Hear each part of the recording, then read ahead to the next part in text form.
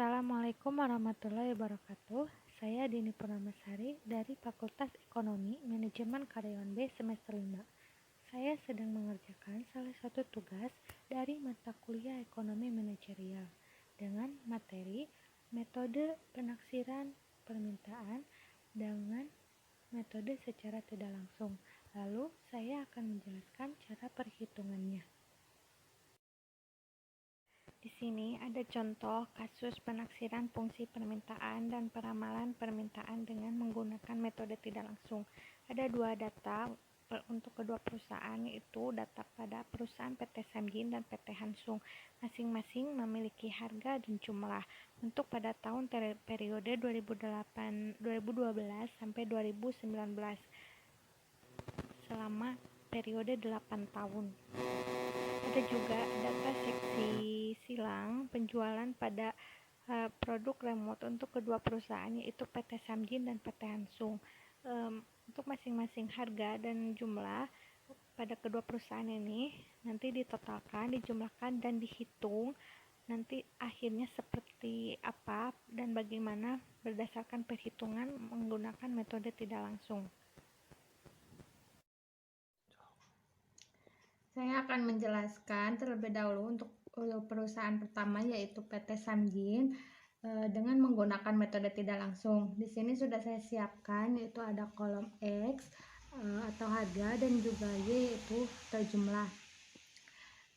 Untuk XY ini, kolom XY ini hasil dari perkalian harga dan jumlah.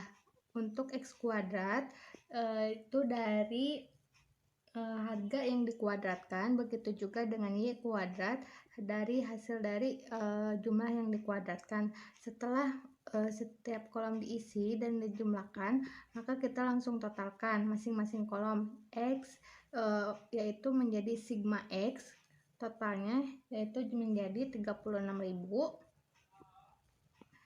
dan untuk sigma Y totalnya 4.600, dan untuk sigma XY yaitu totalnya 16.700.000,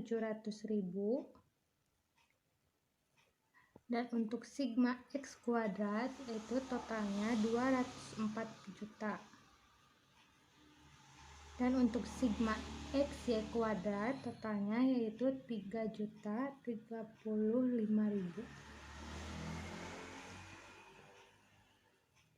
Metode yang pertama dari metode tidak langsung yaitu menggunakan analisis regresi manual.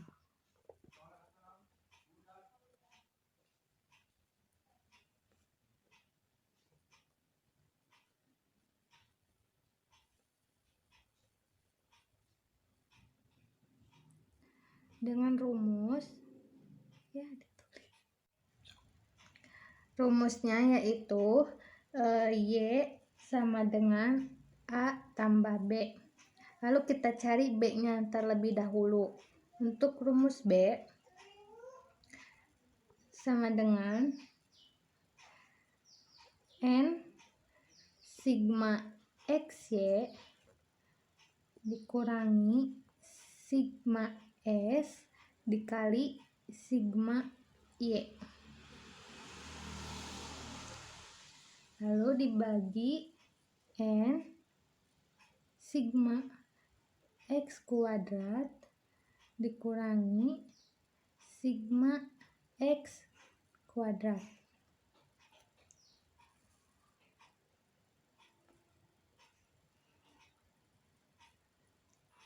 Sama dengan N ini yaitu total dari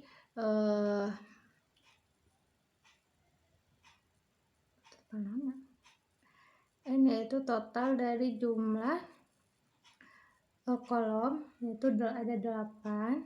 Sigma XY ada sudah totalnya yaitu 0 kali 16.700.000 dikurangi sigma X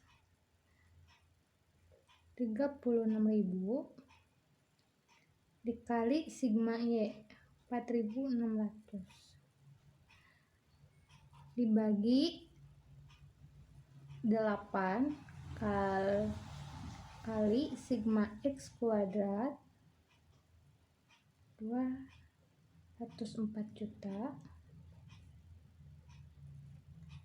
dikurangi sigma X kuadrat, yaitu 36.000 kuadrat. Maka hasilnya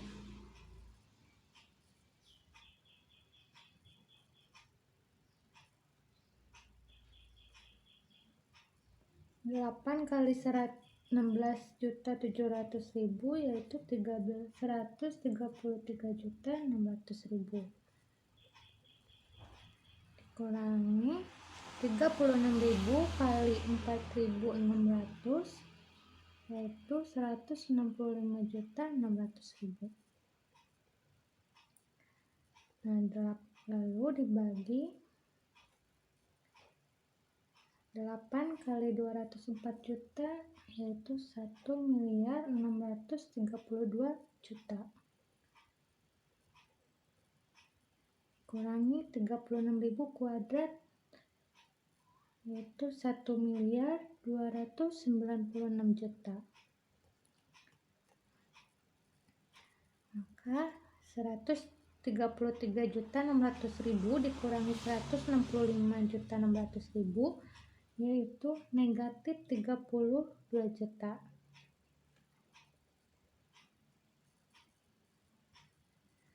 Nah, dibagi 1.632.000.000 dikurangi 1.296.000.000 yaitu 336 juta.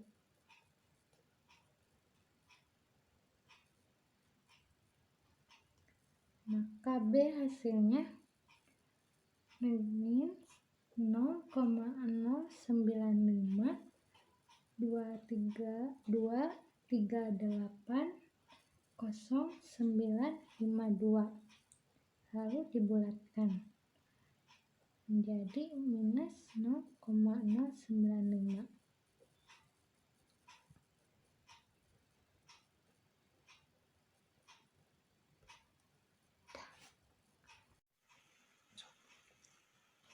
Setelah mencari B, maka kita cari A-nya. Dengan rumus A sama dengan Y aksan dikurangi B aksan. Untuk Y-nya sama dengan sigma Y dibagi N. Sama dengan sigma Y yaitu 4.600 dibagi 8 sama dengan 575. Lalu kita cari X aksennya. X sama dengan sigma X dibagi N. 36.000 dibagi 8 yaitu 4.500. Nah, setelah ada hasil dari Y dan X, maka kita jumlahkan dengan Q sama dengan 575 dikurangi 0 minus 0,09523.80952 dikali 4.500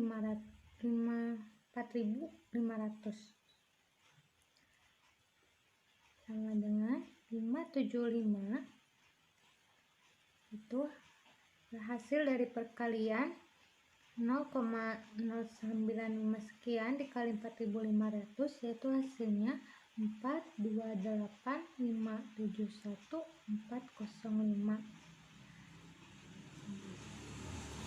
Negatif ketemu negatif menjadi positif, lalu 575 ditambah 428.571.405 menjadi 1,003.571.428.4, lalu dibulatkan menjadi 1003.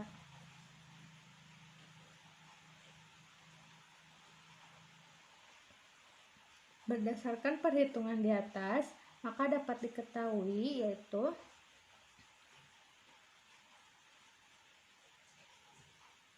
fungsi permintaannya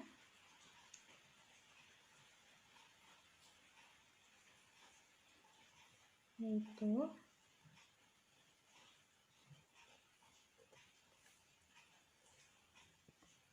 Y sama dengan 1003 dikurangi 0,095 X atau Q sama dengan 1003 dikurangi 0,09. Setelah penghitungan analisis regresi manual, maka untuk penghitungan selanjutnya yaitu analisis korelasi produk momen.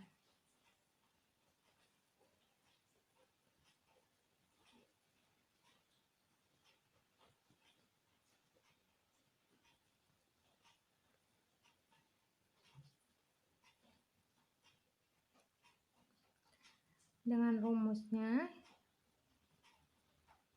yaitu R X Y sama dengan N sigma Y dikurangi sigma X dikali sigma Y, lalu dibagi akar N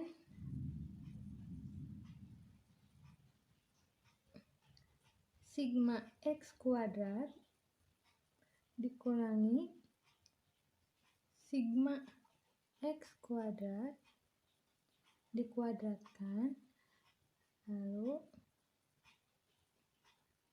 N sigma Y kuadrat dikurangi sigma Y dikuadratkan.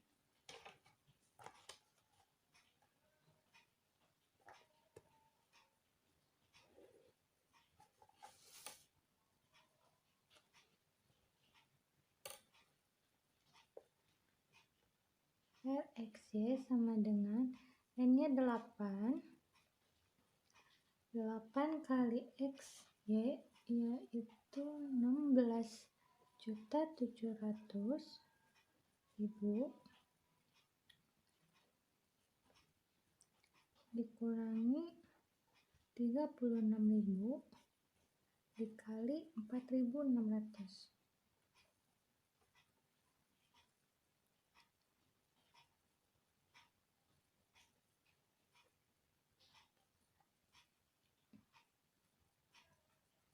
Lalu dibagi 8 kali sigma X kuadrat yaitu 204 juta dikurangi 36.000 dikuadratkan NXY kuadrat yaitu 8 kali 3.035.000 dikurangi 4.600 dikuadratkan.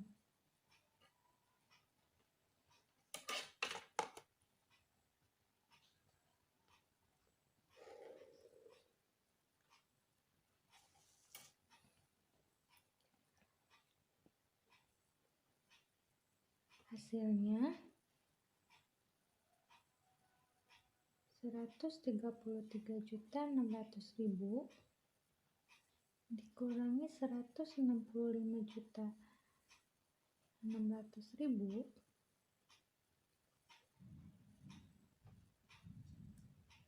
akar dibagi 1.632.000.000 dikurangi 1.296.000.000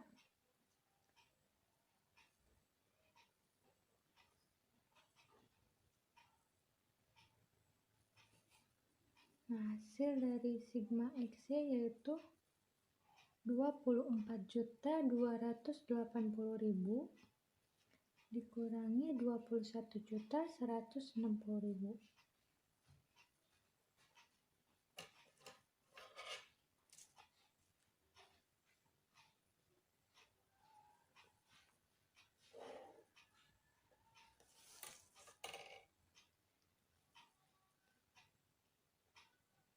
maka hasilnya 133.600.000 dikurangi 165.600.000 yaitu minus 32 juta.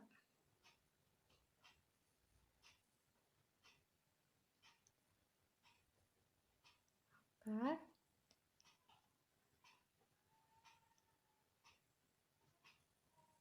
336 juta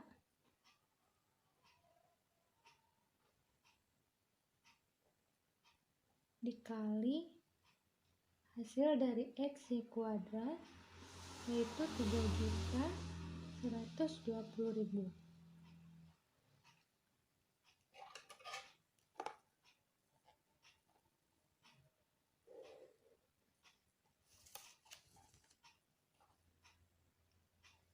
Maka hasilnya minus 32 juta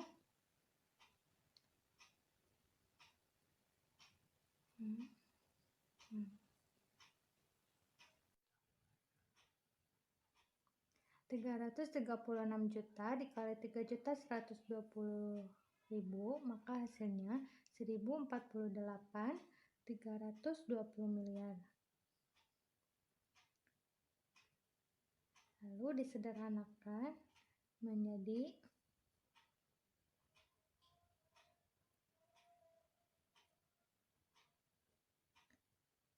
32.377.770.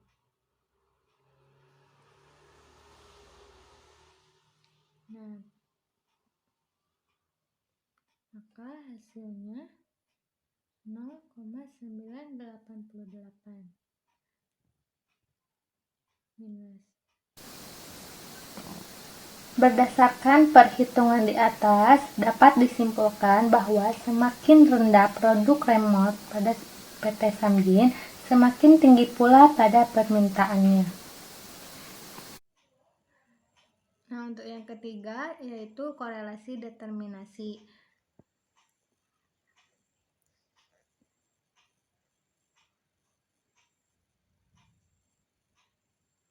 Untuk korelasi determinasi, ini sama rumusnya dengan analisis korelasi produk momen. Maka kita tinggal salin saja seperti analisis korelasi produk momen, cuman berbeda di hasil akhirnya yaitu dikuadratkan.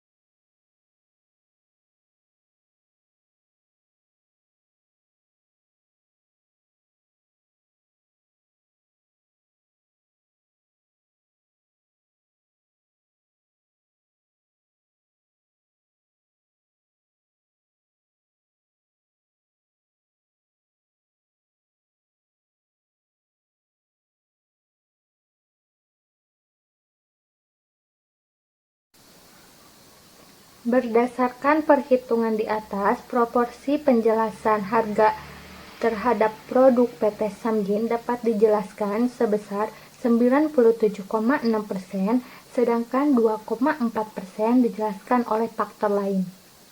Setelah perhitungan pada perusahaan PT Samjin, maka selanjutnya perhitungan pada perusahaan PT Hansung. Data-data pada perusahaan PT Hansung sama dengan PT Samjin. Ada X, ada Y, ada juga XY, ada juga X kuadrat, dan Y kuadrat. Nah, untuk hasil total dari data pada PT Hansung, sigma X-nya yaitu sebesar 44.000 dan sigma Y sebesar 4.330, sigma XY 18.800.000, sigma X kuadrat 284 juta, dan sigma Y kuadrat 7.959.500.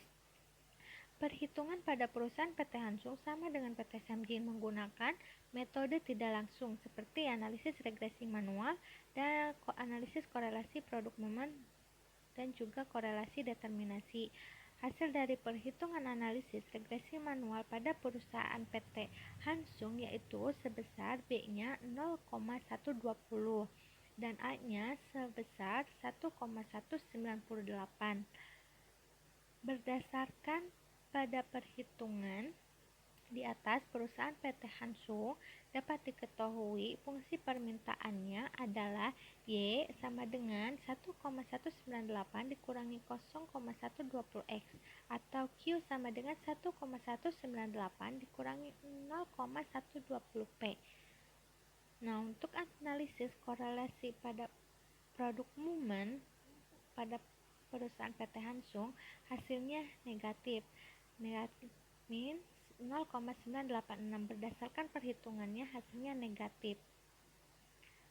Setelah analisis korelasi produk momen, selanjutnya yaitu korelasi determinasi.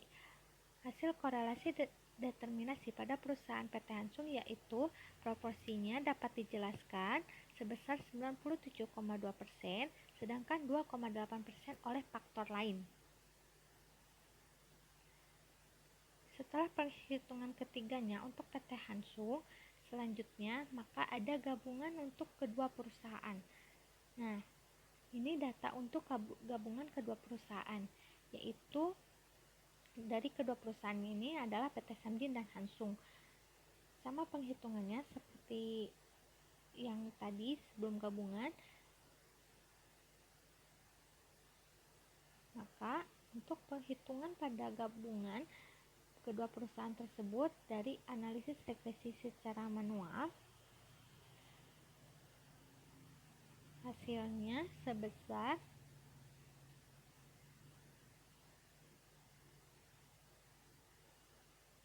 0,020 dan A-nya 644. Maka dapat disimpulkan analisis regresi manual Y-nya 664 dikurangi 0,20 X atau Q sama dengan 664 dikurangi 0,020 P. Untuk pada analisis korelasi produk momen, hasilnya 0,263.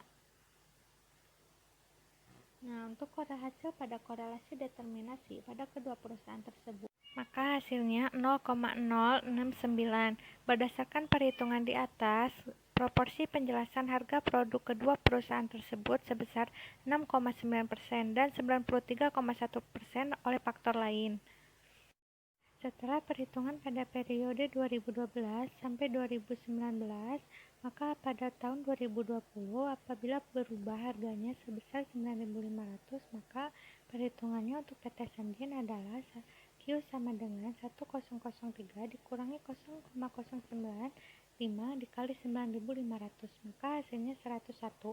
Dan untuk PT Hansung yaitu Q 1,198 dikurangi 0120 dikali 9.500, maka hasilnya sebesar 58. Setelah perhitungan untuk masing-masing perusahaan, maka untuk perhitungan gabungan perusahaan kedua perusahaan tersebut yaitu Q sama dengan 644 dikurangi 0,020 dikali 9.500, maka hasilnya 454.